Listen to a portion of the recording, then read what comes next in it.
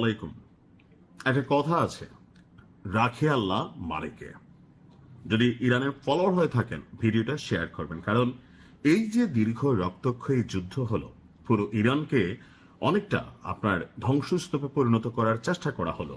But দিন শেষে যাকে নিয়ে এত আয়োজন, অর্থাৎ ইরানের যে পরমাণু নিয়ে বা পরমাণু গবেষণাগারগুলোকে নিয়ে বা পরমাণু কেন্দ্রকে নিয়ে বা পরমাণু যে মিশন, যেটাতে আগামী পৃথিবী, আপনারা আজকের দিনের দেখেন উত্তর কোরিয়ারে সবাই বাবা ডাকে কেন? কারণ তাদের কাছে পরমাণু মেশিন আছে।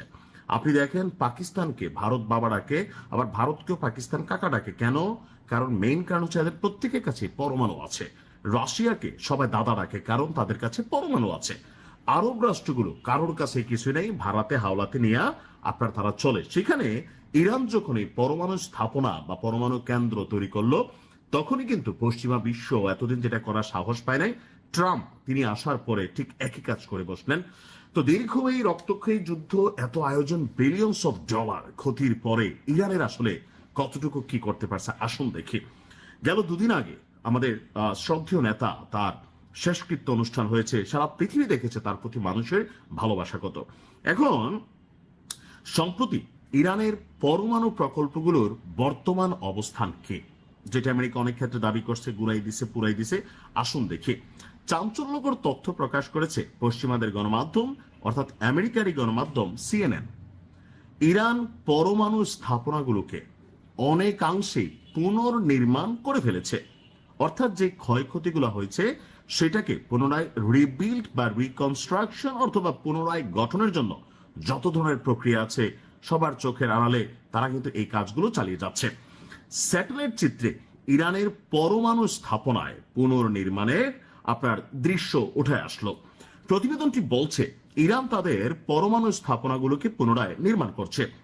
Institute for science and international সিকিউরিটির সহযোগিতায় সিএনএন এর বিশ্লেষণ করা স্যাটেলাইট চিত্রের ভিত্তিতে এই তথ্য প্রকাশ করা হয়েছে। যদিও ইরান যথেষ্ট আপনার গোপনে কাজগুলো করে, কিন্তু তারপরেও ওই যে পশ্চিমাদের স্যাটেলাইটের মাধ্যমে অনেক কিছু হয়তো তারা এখান থেকে হয়তো বুঝতে পারে বা বের করতে পারে।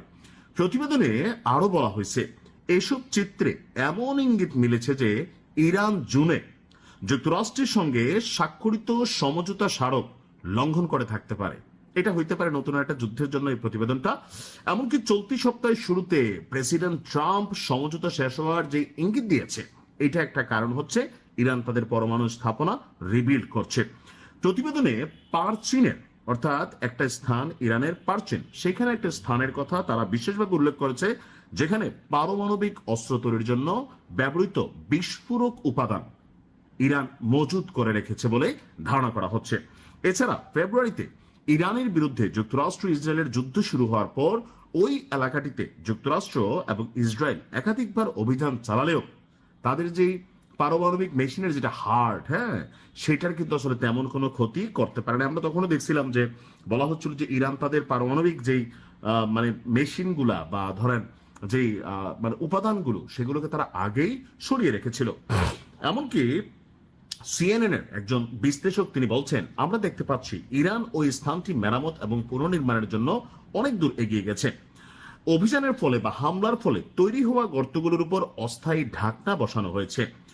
আর এই সমঝোতা স্বাক্ষরে আপনার যে সময়টা ছিল, এই সময়ের মধ্যে তারা এটার মধ্যে কাজ করছে। কংক্রিটের ট্রাক দেখা গেছে। আর ধারণা করা হচ্ছে যে ইরান গর্তগুলোকে বন্ধ করার পরিকল্পনা করছে। পিক্যাক্স মাউন্টেনে অবস্থিত আরেকটি সন্দেহভাজন পরমাণু স্থাপনার সাম্প্রতিক স্যাটেলাইট চিত্র, যে টানেলের ভিতরে, অর্থাৎ ইরানের যে পারমাণবিক আপনার মানে কি বলা হয় যে স্থাপনাগুলো, এগুলো অনেকগুলাই, ম্যাক্সিমাম যেগুলো গুরুত্বপূর্ণ এগুলো টানেলের অত্যন্ত গভীরে, যেন বড় ধরনের কোনো অভিযান হলে এগুলো সুরক্ষিত থাকে, যেটা ছিল সেই রকম কয়েকটা জায়গায় ট্রাকের চলাচল দেখা যাচ্ছে। সেখান থেকে বোঝা যাচ্ছে ইরান কাজ করতেছে। আর এই দৃশ্য দেখা বা যাই না, ট্রাম্পের নিশ্চয় মাথা অনেকটা আউলাই গেছে। একটা অ্যাকশন দিয়ে বসছিল, ইরানও পাল্টা 85টা অ্যাকশন কিন্তু দিয়া বসছে। অর্থাৎ খেলা হবে। ভালো থাকুন।